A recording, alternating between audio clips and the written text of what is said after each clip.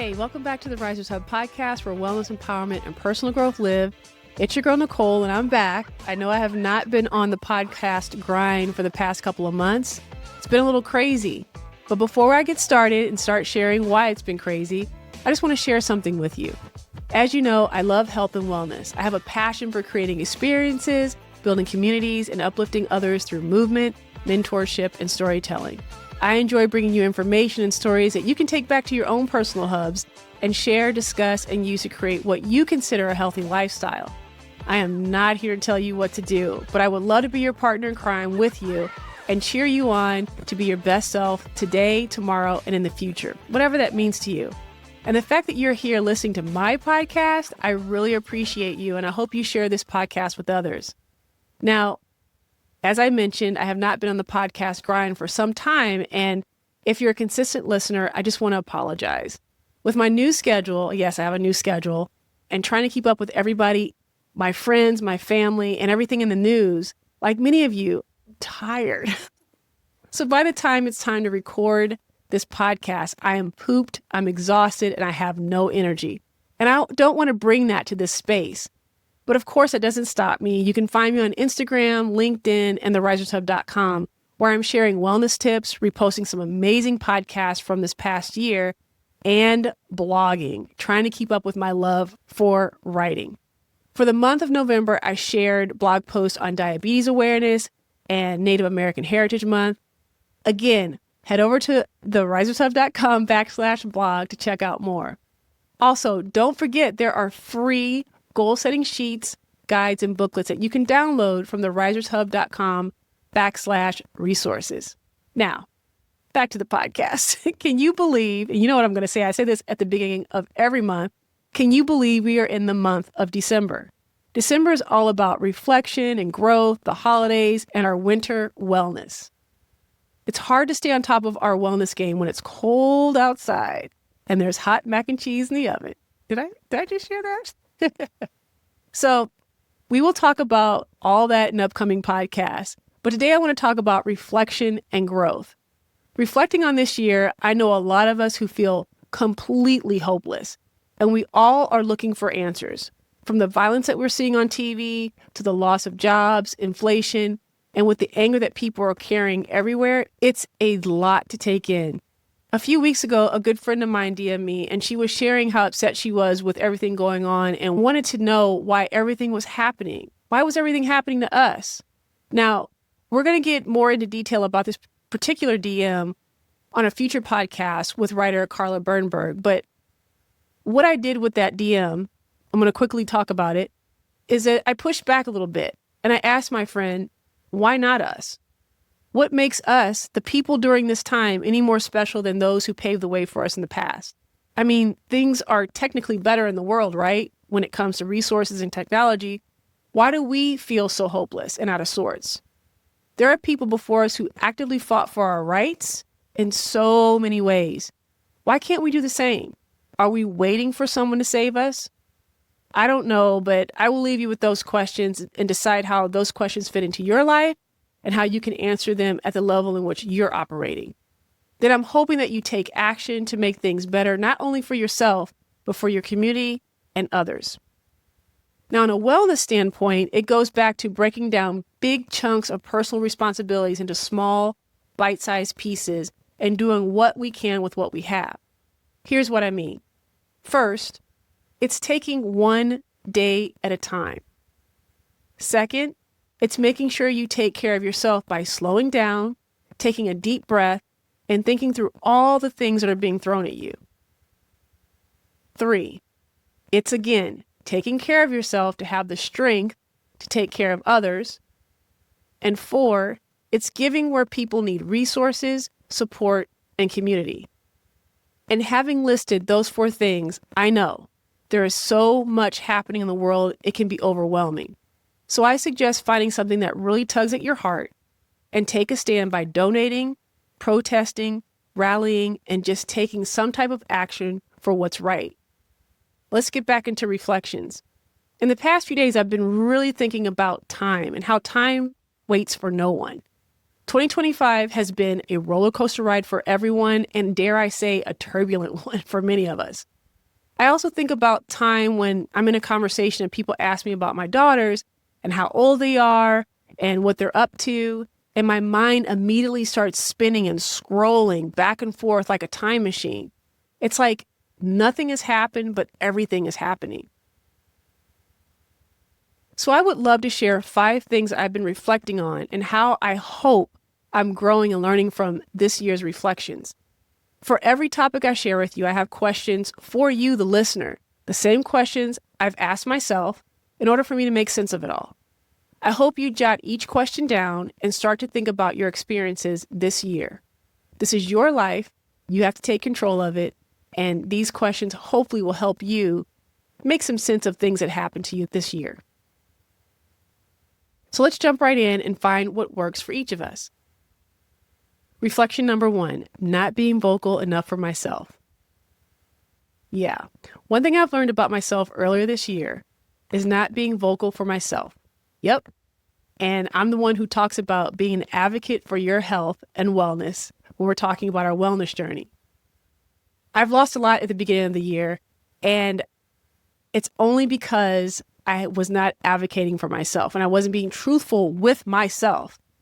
I was going through menopause and I was in denial. And I know I've talked about this before, but it really hit me hard at the beginning of the year. I couldn't remember anything. I was stumbling over my words. I'd walk into a room and forget why I walked there. And I had to write every single thing down. I was really, really in the throes of it. So once I sat down and things kind of started crumbling around me, I slowed down. I started thinking about what was happening and what did I need to do.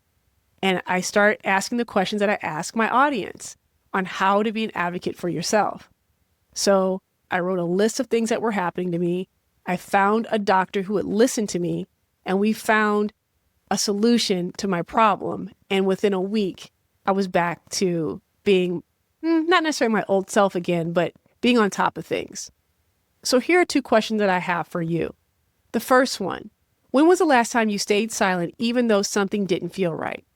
And why did you hold back? And number 2, if you had spoken up in that moment, how might the outcome or your stress level have been different? Now, for me, being in denial, I thought a good run or a good green juice would fix everything. And I knew deep down that that was not the answers to my situation. So I had to take some action. And so when I'm sharing these stories with you, I'm sharing my stories to help you prevent making the mistakes that I made. All right? Now, there has been a study about assertiveness, and it was in the Journal of Behavioral Medicine, and it showed that people who express their needs clearly experience less chronic stress and greater emotional resilience. And when you're silencing yourself, that activates stress response. Studies on emotional suppression from the University of Texas show that holding back feelings increases psychological stress and elevates cortisol levels. You don't want that.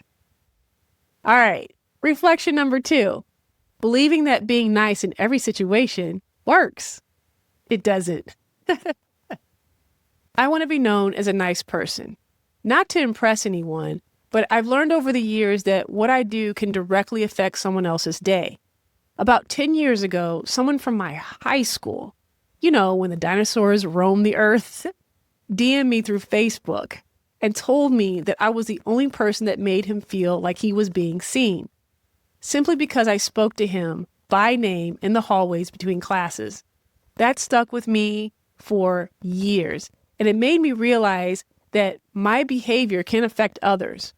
But I've also learned that being nice in every situation doesn't always work, and I need to lean on my assertiveness more so than my niceness in certain situations. What are your thoughts about this? Well, here are a few questions that I have for you. Are you being nice to avoid conflict, or are you being genuine? Number 2, where in your life has prioritizing niceness over honesty led to resentment or burnout? I can kind of attest to that from 2 weeks ago. Okay. All right. So let me share something with you. There was a UCLA study, and it was over fear of rejection. found that chronic people-pleasing can elevate anxiety, undermine self-esteem, and even lead to physical symptoms like headaches and fatigue. That's very, very true. Authenticity is healthier than constant niceness. Harvard researchers have found back in 2005 that authenticity improves connection, builds trust, and deepens your connections. With all the experiences that I've had with this, I 100% agree. All right, reflection number 3, agreeing to disagree. Does it create boundaries or awkward space? Well, earlier this year, I had an intense discussion with a close friend, and we saw a situation very differently. Instead of arguing, I chose to agree to disagree, citing my reasonings, listening to their reasonings, agreeing that our intentions were very different, and that was okay, at least for me. But does agreeing to disagree create boundaries or awkward spaces? Many times it can create an awkward space, and it can be hard for both parties to move forward if that space remains awkward. But here are a couple of questions I have had to ask myself, and now I'm asking you. Do you use agreeing to disagree as a boundary or as a way to shut down difficult conversations? And number 2, how comfortable are you maintaining connection with someone even when you don't share the same viewpoint? Now that's a tough one. And let me tell you why. I have some incredible friends. All of them are incredible. Some can have the difficult conversations and some cannot. And I know who can have difficult conversations and I know those who cannot. And those who have the tough conversations with me, we have bonded, we have come closer as friends, and we understand each other on a deeper level. So it makes for better conversation in the future, and the space is not as awkward as it was if we didn't have those conversations, okay? Now, healthy conflict strengthens relationships according to a 2020 study in the Journal of Family Psychology. They found that constructive disagreement increases trust and emotional closeness, and I truly believe in that. That's what I just shared. But avoiding conflict creates emotional distance. Research from Gottman Institute shows that avoidance, not disagreement, is what erodes relationships. So if there are important relationships out there that you really want to keep, you really can't distance yourself emotionally. You're going to have hard conversations. And if you don't know how to have those hard conversations, find a professional who can help you, like a therapist or a counselor, who can guide you through these hard conversations and sometimes role play with you back and forth to have those conversations and get rid of all those awkward spaces and moments that you might have with someone that you really care about. All right, reflection number 4, sticking to a consistent plan. Earlier in the podcast, I talked about my new schedule.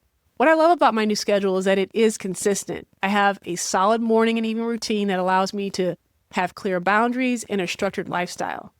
Now, I'm someone who definitely needs that. So here are a couple questions that I have for you. What small habits have you been trying to start or restart that would improve your well-being if you stayed consistent? And number 2, what obstacles repeatedly break your consistency, and what can you change in your environment to support follow-through? Now, remember, I've said this before, when you come up with goals, when you come up with a plan, you can always start over. You can have a great week, a great day, a great month, and you can fail. You can have a great week, a great day, a great month, and pull through.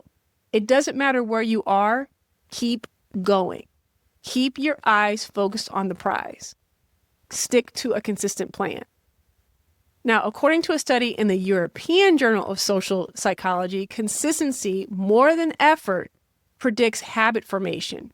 From my January fast, my personal January fast, it took about 40 days to form new habits. Tomato, you can decide, okay? Tiny habits beat big goals. Just like I said earlier in the podcast, looking at those big personal responsibilities and then breaking them down to small bite-sized pieces will set you up for success. Now, according to BJ Fogg's behavioral research shows that starting micro habits, just like I said before, leads to higher long-term success than large, ambitious plans. So it's great to be ambitious, but try and take small steps to get to whatever you're trying to get to, okay? And reflection number 5, taking accountability for your actions. Oh, that's a hard one for everybody. I know it is. Everything that has happened in my life this year, I have taken full responsibility for what has affected my health and well-being. Now, I've never really said that out loud, but understanding that the cause and effect of every situation has allowed me to look at the full picture and access my behavior and try to make improvements where needed. I no longer care about making mistakes because I am learning from them, not only about myself, but about others as well. Now, don't get me wrong, this is a hard pill to swallow, and I hate taking this pill. I really hate taking this pill, but I've accepted this part of my life. I'm taking accountability for my actions because, like I said before, my actions affect other people. It affects me. It affects my health and wellness. So I can't blame anybody but myself. So here are 2 questions that I have for you. Where in your life are you blaming circumstances or other people for something you actually have control over? If there's something in your life that has happened to you, who has control over that? And number 2, how would my relationships or goals change if I own my part fully and honestly? Now, again, like I said, I made the choice to be accountable for my actions a while ago. And it's a hard pill to swallow. And like I said earlier, I don't like taking that pill.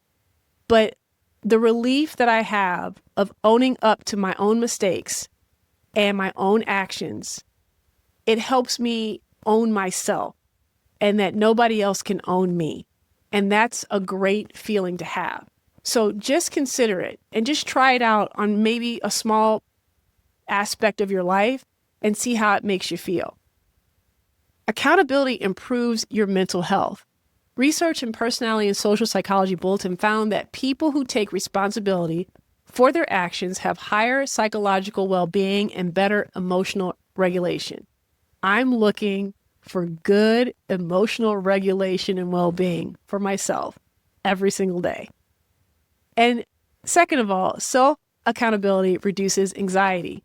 And that's what I meant about feeling better. A 2018 study showed that acknowledging personal responsibility decreases rumination and helps the brain process events more effectively. All right. So that's all I have on reflection and growth for today's podcast. I will continue this subject throughout the month of December and January with some amazing guests. They are some return guests, and I'm really excited for what's ahead. Remember to check out the latest at therisertub.com, Instagram, and LinkedIn. And get your gratitude journals from barnesandnoble.com. Just type in Nicol Hodges Gratitude Journal or check out the link in the notes below. Hey, take care of yourself mentally, physically, and spiritually. There's only one of you, and we need you. Until next time, keep rising. Hey, thanks for tuning in. Remember, this podcast is meant for both education and entertainment purposes only. I am not a licensed therapist, so it's crucial to consult your physician, psychotherapist, or qualified health professionals for personalized advice. Until next time, take care.